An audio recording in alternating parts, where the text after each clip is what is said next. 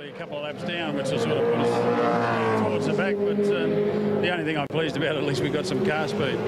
Yeah, it has been going quite well today, hasn't it? Well, we've had a very trouble-free week, but then come the race and you have all these sorts of problems. But that's just the luck of the game, I think. I think it's fair to say there's still a long way to go, so good luck and press on. Long way to go, but I'd like to think we can pick up 3 laps, but I doubt it. Thanks, Nick. Okay. That's a very rare occurrence for someone to have a problem, driver to get out, fix it, and actually get mobile again. It was like that in the old days. They actually had to fix it. That was the regulations in the original Bathurst 1000s or 500s. Could be a demarcation dispute over this. These split times will show you the difference between third and fourth. 0.3 of a second between Winterbottom and Ritter.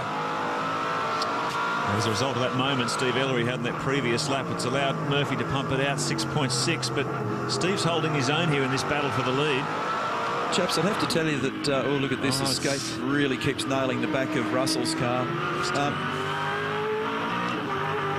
After being in this thing for the last 15 or 16 years, the race day when you're in a race car, a team seems to go in about 10 minutes, but I can't believe how long this race is when you're sitting from this perspective. It's a totally different deal, isn't it? Just make sure you are on main fuel pump, Steve, so we don't run right out of fuel. Over. Well, Larry Perkins is still leading this little freight train of 5 cars, and Russell Ingall is yet to get past LP. Marcus Ambrose in pit lane. Marcus, any word back from Russell? No, he's pretty quiet. He's pretty busy back there. When I got up to Larry Perkins with Tony Longhurst there dicing with him, you know, had to be really careful there. It's pretty dicey stuff. So, you know, Russell's, I think, trying to be on the safe side of cautious, if you like.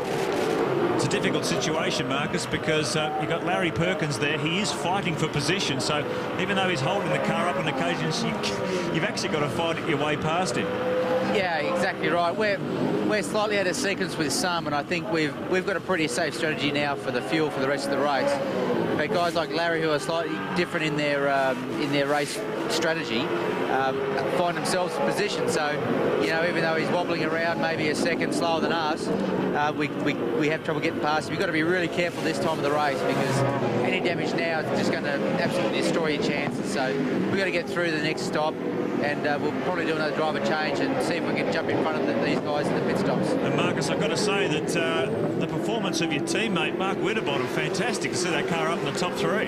Yeah, he's going great. He really is. You know, he's got a great potential, and you know the team have got right behind him and really support everything he's doing. And Mark Noski, who's partnering him as well, you know, he's done a great job. Don't forget that he did a really good stint just gone. So they're going pretty tight on fuel, though, I've got to say. You know, they're going to be touch and go to the end. Okay, mate, thank you. Thank you. Get ready for his next stint. Oh, you can almost feel, you can almost see the steam coming out of the ears, can't you? There's a lot of frustrated drivers in this queue here.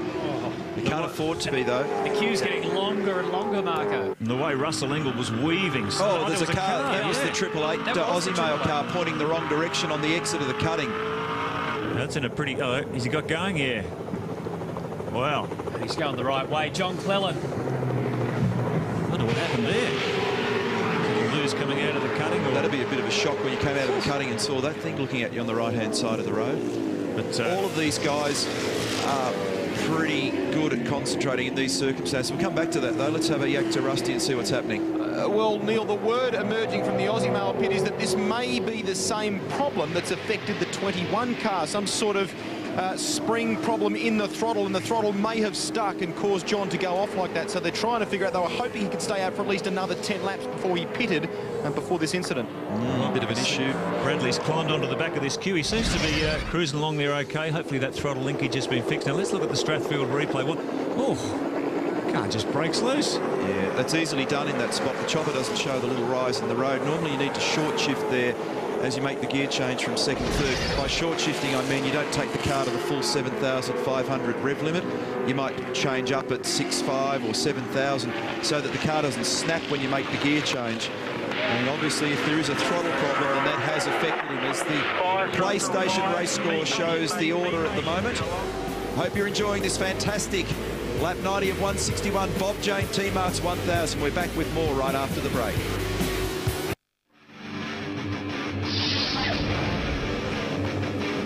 Well, Well, if you've ever tried to steal a bone from a cranky old dog, then you'll have some idea how Russell Ingall, Mark Scaife, Dean Canto, Craig Lowndes and even Brad Jones now are feeling behind Larry Perkins. He is shutting them down in the Bob Jane T-Marts 1000, and they're about, in terms of track position, 8 seconds behind the car in front of them, Paul Radisich. A couple of very notable performances here. I might mention Paul Dumbrell. Larry's second car has slipped out of the group of cars in front of this mob here, so we're not sure what the problem is there. We're chasing that up for you, but the top 5 is Murphy, Ellery, Winterbottom, Ritter and Radisich, and then we've got this freight train at the head, headed by Perkins. Now Dumbrell's back in the pits. What a shame. We saw the car limping up Mountain Straight. He was running in 6th position. Excellent 6th outright. And I believe they're going to do a pad change. Grant Kenny's there. They are indeed, and I've just spoken to Thomas Mazera. He is unsure of the problem. He did say that the car they thought had hit something. Now, what's interesting is that they're all of a sudden, as the car was sort of making its way down here, Thomas suddenly jumped up and is now throwing on his helmet and getting ready to get in the car.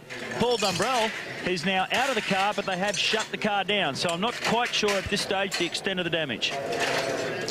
Oh, what a shame. You can see the contact there on the bodywork. Let's have a look at the replay, and we might be able to unlock the mystery here. There's the Thexton Voigt entry. Oh, no. Car 99. Oh. Yeah. That doesn't look like it's enough. There would have been enough damage to stop the 8 car. You can see where they've rubbed. Not quite sure if that was what was the situation. Anyway, we'll find out. Bad luck there, mate. What happened? Mate, I guess, you know, what happens here at Bathurst, you know, have a fair few slower cars, and David Thexton, we followed him for nearly a lap, who's holding us up, and unfortunately, he just moved right over and crashed into me, which is a shame, because our car was running really, really well today, and Thomas was going to jump back in and do a good job. You were going well. What's the extent of the damage? Have you been able to assess that yet? We'll be in the pits for a little while, unfortunately, but, you know, unfortunately, we'll just have to watch the number 11 Castrol with Larry and Richer hopefully wrap up a win this today. There's a lot of work going on in the wheels. What did it feel like? Something in the steering? Yeah, just bent steering, which obviously I tried to continue to push on for a lap, but couldn't, so we had to sort of park it and hopefully get it fixed for get a few more miles. I guess the other thing there, trying to push on after a hit like that, of course, there's an element of danger that something may break, and you're really talking about high speeds here. No, I have full confidence in the boys. You know, they won't send the car out unless it's 100% safe. So, you know, it might be a bit of a touch-up steering later, but, you know, we've got to get back out here, get some more miles, and obviously for Castrol and Holden, you know, we'll hopefully get a bit more TV exposure as well. Paul Dumbrell, all the best. Thanks a lot. Yeah, what a shame. That was a very, very quick car. The ex-Commodore around Mount Panorama, still a very good package. It's very easy on its tyres. It's a car at the end of its development. Still a very, very quick car around Mount Panorama. Now, looks like Scaife has got in front of Russell Ingall while we went away.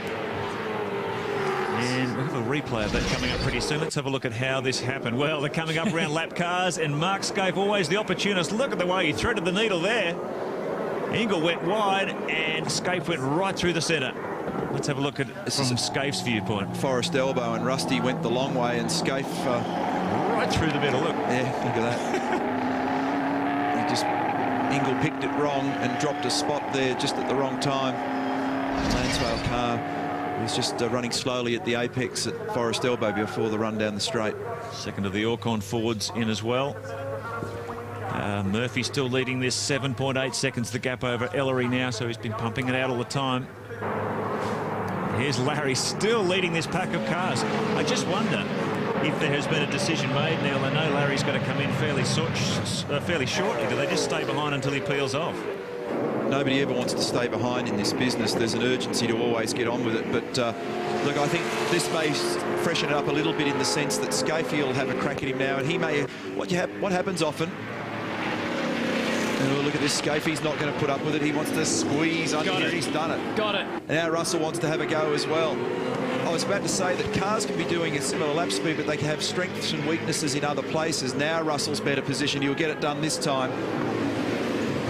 And, Scaife was pretty... Right. Character reference from mid-pack there. But I keep repeating it, Larry is fighting for position here. He's still in contention in this bunch. So Scaife A couple of karate chops there. He fought his way through pretty fast. Ingle went with him. Grant, what have you got?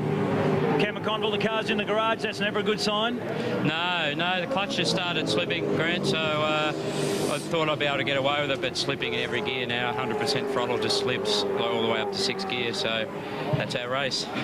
Boys are working frantically. Obviously, they hoping to get it back on the track, but you will have lost far too many laps, I assume. Yeah, well too many, but yeah, we'll get back out there, we'll change the clutch, but it's frustrating. The car had really good speed. We went down a lap earlier, but we were able to run with the pace of the top 10 guys, you know, but anyway, that's such as life, mechanical device. Once they fix it, go and have some more fun for the afternoon. Yeah, we'll do. Thanks, mate. Thanks, Cam. A lot of fun to be had if you're that far out of the game, and that was the reason why Cam was travelling so slowly when he split the pack up there at Forest Elbow and Russell went the wrong way. So Larry falls back into the clutches. Canto down the inside in car 66. Now he's getting swamped by these guys. Lowndes is there as well. So this is back around a lap or so, and Mark Scaife give Larry a little bit of a touch-up. Well, it wasn't much. If he did, it was just a love tap. But he got past cleanly not long after. Lowndes passed as well. And after all that, Russell Ingall was trying to get past for so many laps. Scaife gets past Ingall, then gets past Perkins.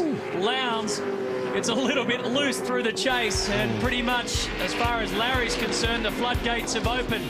Now car number 2 has a crack as well and gets by at Murray's corner.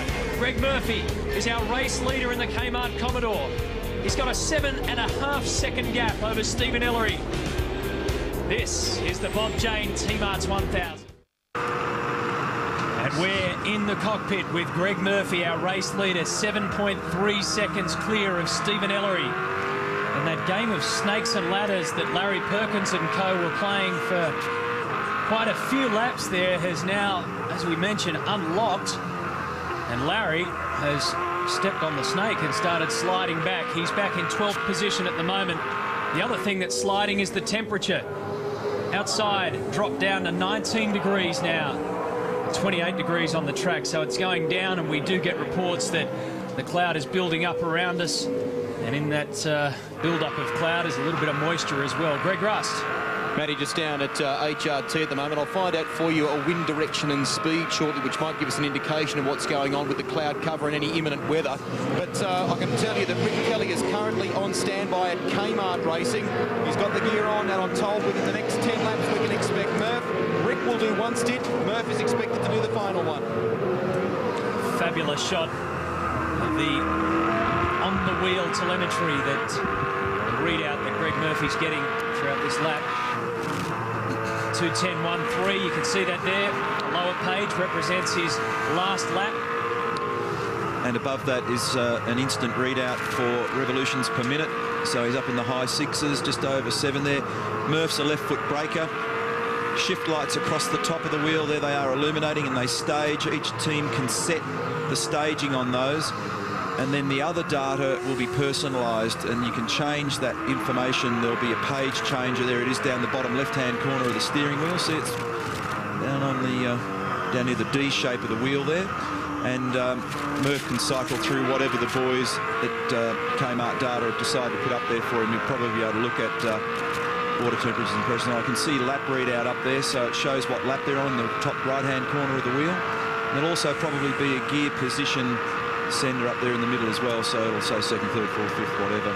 Tell you what, this is an absorbing battle for the lead here. Stephen Ellery is not letting Murphy go. He's matching him lap after lap. He was a fraction quicker that time. 7.3 seconds the gap. It hasn't changed for several laps. So Ellery is hanging on like a bull terrier here in 2nd spot for Super Cheap Autos car. Murphy leading this one. Winterbottom, all those lead cars only have 2 more fuel stops to make. Remember, at this race, 8 people are allowed across the line to service them.